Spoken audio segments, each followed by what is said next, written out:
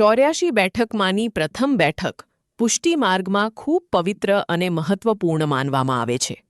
આ બેઠકનો સંબંધ શ્રી વલ્લભાચાર્ય મહાપ્રભુ સાથે છે. પ્રથમ બેઠક ગોકુલ, યમુનાજી કિનારે. પ્રથમ બેઠક એ સ્થળ છે જ્યાં શ્રી વલ્લભાચાર્ય મહાપ્રભુએ પ્રથમ વખત શ્રીમદ ભાગવતનો ઉપદેશ આપ્યો હતો.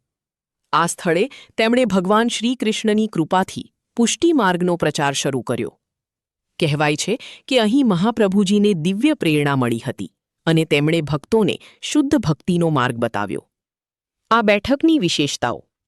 આ બેઠક યમુનાજીના પવિત્ર કિનારે સ્થિત છે.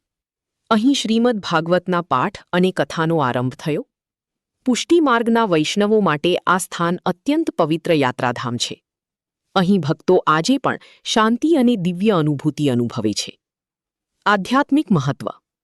પ્રથમ બેઠક એ માત્ર એક સ્થાન નથી, પરંતુ ભક્તિનો પ્રારંભ બિંદુ, શ્રીકૃષ્ણ પ્રત્યે સંપૂર્ણ સમર્પણનું પ્રતીક. સર્વ વૈષ્ણવને જય શ્રી કૃષ્ણ.